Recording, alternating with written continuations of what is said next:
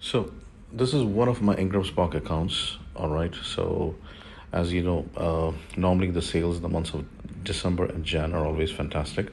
So this particular month, which happens to be May, so today is actually 3rd of May while I'm recording this.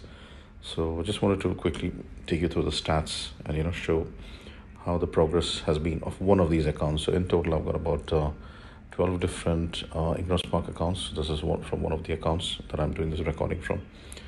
So as you see, let's go and do some analysis on year-to-date stats. Okay, so as you see here, in 2025, in total, I had sold about 178 print books, and if we talk about the digital like ebooks, there were like about 8 copies only. Okay, I mean print books tends to sell more. I mean that's what Ingramspark is known for. And now let's do the comparison with the, let's say, and here, so 2026, 223. See the difference? So like I was saying, every year the numbers just keeps going higher and higher, and it just gets better.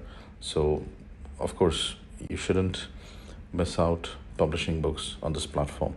Now let's just go and find out, like, how much has like how much can we expect, and what's going to be the payment that's going to be sent for the month. So what we'll be earning or receiving in the month of May. I mean normally it comes by the first week of May. So I mean first week of every month, so to speak. So by the first week of May, I mean this is what I can expect from this particular account alone, about $463. Yeah, so that's how it is. So you see that you can check like digital. So these are the ebook sales, around $5 or so.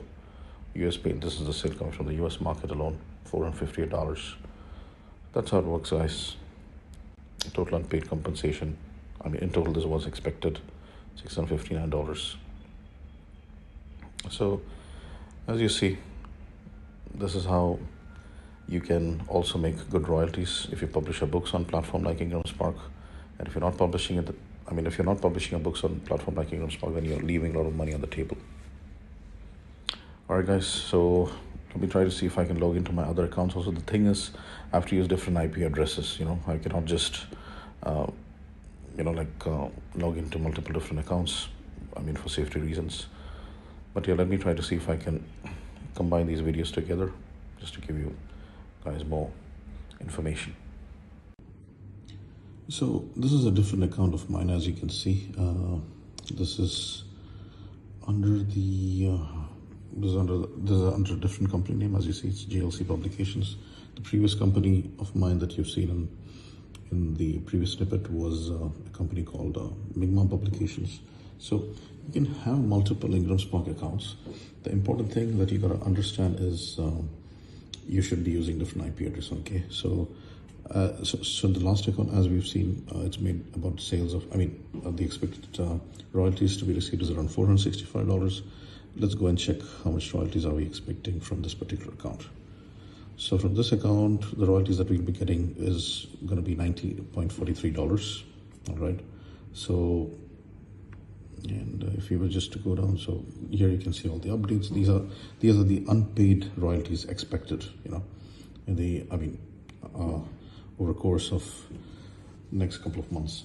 So that's how. So you have to understand that Ingramspark actually pays you every 90 days, all right? Whereas Amazon KDP pays you every 60 days. So that's the key difference.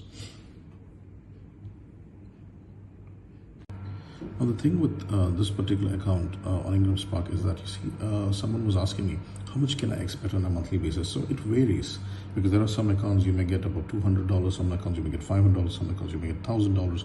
So it all depends on the number of sales that particular account is bringing in. Now let's say, for example, now in the first account of mine, where you guys saw that, let's say the payout has been $465, whereas in this account the payout has been around $90.